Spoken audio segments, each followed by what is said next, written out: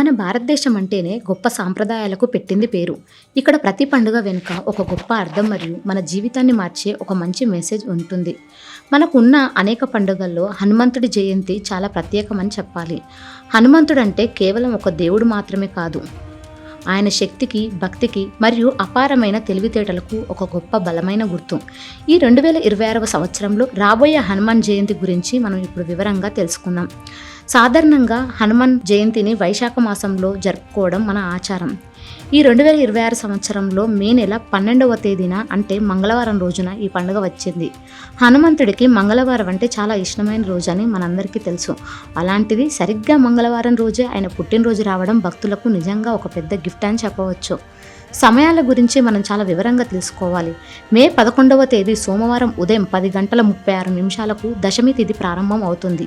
ఈ టైం నుండి పండుగ వాతావరణం మొదలవుతుంది. అయితే ఈ తిథి మరుసటి రోజు అంటే మే 12 మంగళవారం ఉదయం 10:14 వరకు ఉంటుంది. మన హిందూ ధర్మం మరియు పంచాంగం ప్రకారం ఏ రోజైతే సూర్యోదయానికి తిథి ఉంటుందో ఆ రోజే మనం పండుగను మెయిన్గా జరుపుకుంటాం. కాబట్టి మే 12వ తేదీని అందరూ హనుమాన్ జయంతిని సెలబ్రేట్ చేసుకోవాలి. ఈ రోజున ఉదయాన్నే లేచి చేసే పూజకు చాలా శక్తి ఉంటుందని పెద్దలు చెబుతుంటారు. హనుమంతుడి పుట్టుక వెనుక ఉన్న కథ చాలా ఆసక్తికరంగా ఉంటుంది. అంజనాదేవికి మరియు కేసరికి కుమారుడైన ఆంజనేయుడు వాయుదేవుడి శక్తితో జన్మించాడు. అందుకే ఆయన్ని వాయుపుత్రుడు అని కూడా పిలుస్తారు. ఆయన చిన్నప్పటి నుండే ఎంతో ధైర్యవంతుడు. ఆకాశంలో ఉన్న సూర్యుని చూసి అది ఒక పండు అనుకుని మింగాలని వెళ్ళడం ఆయన వేగానికి మరియు భయం లేనితనానికి నిదర్శనం. హనుమంతుడు శ్రీరాముడికి అత్యంత ప్రియమైన భక్తుడు. రామాయణంలో రాముడు పడ్డ కష్టాల్లో హనుమంతుడు తోడుగా లేకపోతే సీతమ్మ ఎక్కడుందో తెలుసుకోవడం అంత సులభమయ్యేది కాదు. ఆయన ఎలాంటి ఫలితాలు ఆశించకుండా చేసిన సేవ మనందరికీ ఒక ప్రత్యేకమైన పాఠం లాంటిది.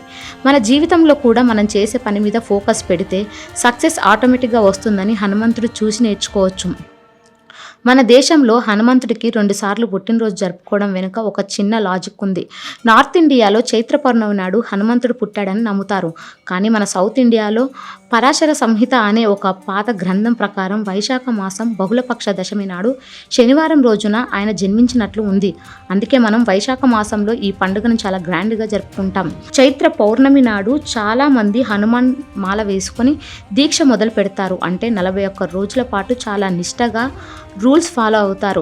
ఈ దీక్షలో ఉన్నప్పుడు నేల మీద పడుకోవడం, రోజుకొకసారి మాత్రమే భోజనం చేయడం మరియు కఠినమైన బ్రహ్మచర్యం పాటించడం చేస్తారు. ఈ దీక్షను వైశాఖ దశమి రోజున స్వామివారి దర్శించుకొని పూర్తి చేస్తారు. పూజ చేసే విధానం గురించి ఇప్పుడు మనం వివరంగా తెలుసుకుందాం. నిజానికి హనుమంతుడిని పూజించడానికి పెద్ద పెద్ద ఖర్చులు చేయాల్సిన అవసరం లేదు. కేవలం మీ మనసులో క్లీన్గా ఉన్న భక్తి ఉంటే చాలు. ఆ రోజు ఉదయాన్నే లేచి తలస్నానం చేసి మీ ఇంట్లోని హనుమంతుని ఫోటోకి లేదా విగ్రహాన్ని నీళ్ళతో క్లీన్ చేసుకోండి. స్వామివారికి సింధూరం అంటే విపరీతమైన ఇష్టం. దీని వెనుక ఒక మంచి స్టోరీ కూడా ఉంది. సీతమ్మ తన పాపిట సింధూరం పెట్టుకోవడం చూసి హనుమంతుడు ఎందుకు అని అడిగితే అది రాముడి ఆయుష్ కోసం అని ఆమె చెప్తుంది. అప్పుడు హనుమంతుడు తన రాముడికి ఇంకా ఎక్కువ ఆయుష్ ఉండాలని తన ఒళ్ళంతా సింధూరాన్ని పూసుకుంటాడు. అందుకే పూజలో స్వామికి సింధూరం పెట్టడం చాలా ముఖ్యం. అలాగే ఆవు నెయ్యి లేదా నువ్వుల నూనెతో దీపం వెలిగించండి. నైవేద్యం విషయానికి వస్తే అరటి పండ్లు, బెల్లం, వడపప్పు, పానకం మరియు తమలపాకులు సమర్పించండి. ముఖ్యంగా తమలపాకుల మాల వేస్తే స్వామివారు చాలా త్వరగా శాంతిస్తారు. హనుమాన్ చాలీస చదవడం వల్ల మనలో ఉన్న భయం పోయి కాన్ఫిడెన్స్ పెరుగుతుంది. అలాగే హనుమాన్ చాలీస విన్నా కూడా మీకు ఏదో ఒక ఎనర్జీ వస్తుంది. ఓం హనుమతే నమః అనే మంత్రాన్ని వీలైనన్ని సార్లు జపించండి. గుడికి వెళ్ళి 11 లేదా 108 ప్రదక్షిణలు చేయడం వల్ల ఒత్తిడి తగ్గి మానసిక ప్రశాంతత లభిస్తుంది. మనం సమాజంలో ఆడవాళ్ళు హనుమంతుడి విగ్రహాన్ని ముట్టుకోవచ్చా లేదా అనే ఒక సందేహం చాలా మందికి ఉంటుంది. కొంతమంది హనుమంతుడు బ్రహ్మచారి కాబట్టి ఆడవాళ్ళు ఆయన విగ్రహాన్ని తాకకూడదంటారు. కానీ ఇది కేవలం కొందరి సొంత ఆలోచన మాత్రమే. దేవుడికి భక్తుల మధ్య ఎలాంటి తేడాలు ఉండవు. దేవాలయాల్లో విగ్రహాలను ప్రతిష్ఠించేటప్పుడు వాయు ప్రతిష్ఠ అని ఒకటి ఉంటుంది. అలాంటి చోటు ఎవరైనా విగ్రహాన్ని తాకి పూజ చేయవచ్చు. మన ఇంట్లో ఉండే విగ్రహాలను కూడా ఆడవాళ్ళు శుభ్రం చేసే పూజ చేసుకోవచ్చు. దీంట్లో ఎలాంటి తప్పు లేదు. భక్తితో చేసే ఏ పనైనా దేవుడు సంతోషంగా స్వీకరిస్తాడు. కాబట్టి ఆడవాళ్ళు ఇలాంటి భయాలు పెట్టుకోకుండా హనుమంతుడిని ఆరాధించవచ్చు. ప్రస్తుత రోజుల్లో మన లైఫ్ స్టైల్ చాలా మారిపోయింది. ఇప్పుడు అందరూ సోషల్ మీడియాలో చాలా బిజీగా ఉంటున్నారు. ఇన్స్టాగ్రామ్ లేదా ఫేస్బుక్లో ఇతరుల ఫోటోలు చూసి మనసు పాడు చేసుకుంటున్నారు. ఎదుటివారు ఏదైనా కొత్త కారు కొన్నా లేదా మంచి ట్రిప్కి వెళ్ళినా మనసులో తెలియకుండానే ఒక అసూయ లేదా బాధ కలుగుతుంది. దీన్ని ఎన్వి లేదా ఫోమో అని పిలుస్తారు. అంటే ఇతరులు బాగుంటే మనం తక్కువ అయిపోయాము అనే ఫీల్ అవ్వడం అన్నమాట. ఇలాంటి నెగిటివ్ ఆలోచనల వల్ల మన మైండ్ టెన్షన్లో పెరుగుతుంది. మనం పడుకున్నప్పుడు కూడా ప్రశాంతత ఉండదు. ఇతరుల లైఫ్లో మన లైఫ్ని కంపేర్ చేసుకోవడం వల్ల వచ్చే ప్రాబ్లమ్స్ ఇదే. ఇలాంటి మానసిక సమస్యలకు హనుమంతుడి పూజ ఒక మంచి మెడిసిన్లా పనిచేస్తుంది. హనుమంతుడు అంటేనే ఒక పాజిటివ్ వైబ్రేషన్. ఇక్కడ హనుమంతుని పేరు వినిపిస్తోందో అక్కడ నెగిటివ్ ఎనర్జీ ఉండదు. మన చుట్టూ ఉండే దిష్టి లేదా ఇతరుల నెగిటివ్ చూపు మన మీద పడకుండా ఉండాలంటే మనలో ఇన్నర్ స్ట్రెంగ్త్ పెరగాలి.